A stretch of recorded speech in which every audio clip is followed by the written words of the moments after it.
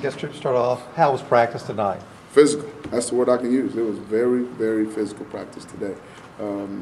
Guys were really getting after it, and actually had to pull off some because the guys were being so physical. And that's a good sign, I think. I'd rather say woe than sickle. Those guys were getting after it today. So I thought the word for the day from special teams to offense and defense when we did crossover was very physical. So it's sort of like last Wednesday night too? Absolutely. I think with Coach Chiz, that's probably going to be an every Wednesday night deal. But, it's good.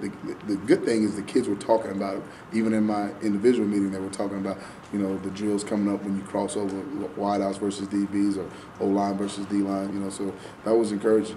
In stretch line, they were chirping across the field at each other, getting ready for those drills. So I think that's always a positive. What do you remember most about that game with Clemson last year? Probably, just how it unfolded with, both teams going back and forth. It was almost like a heavyweight fight. And it was really a shame that somebody had to lose that game because was I happy, we were on the other side of it? Yes, but those kids fought their tail off. And you could see that they were legitimately hurt when they walked off that field because you hear the old cliche, leave it out there. I thought both teams left it out there, seriously. And I made sure I got over and tried to talk to as many of their players and coaches as I could because they did a really phenomenal job. What's it do to get a guy like Wisner back?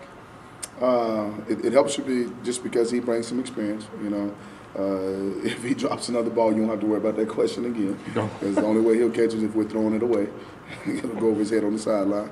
But he understands that, and he knows it better than anybody.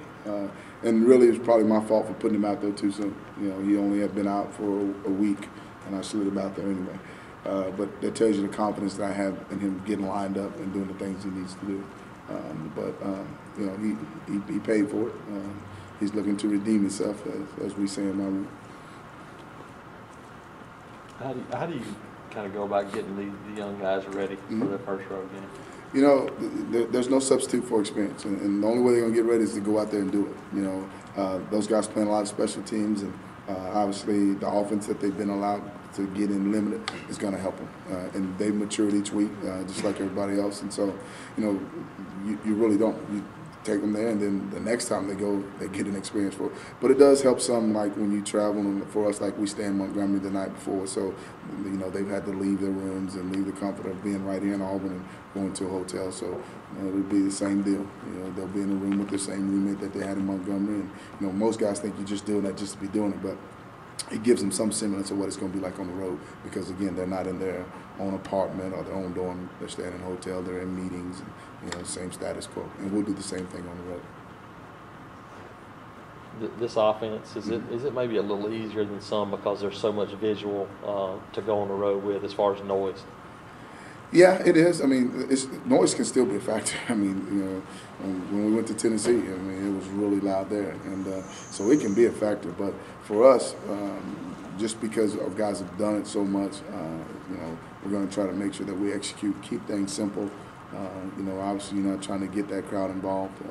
So the more we can control the ball and keep our defense on the sideline and have some ball control, the better off we're going to be because.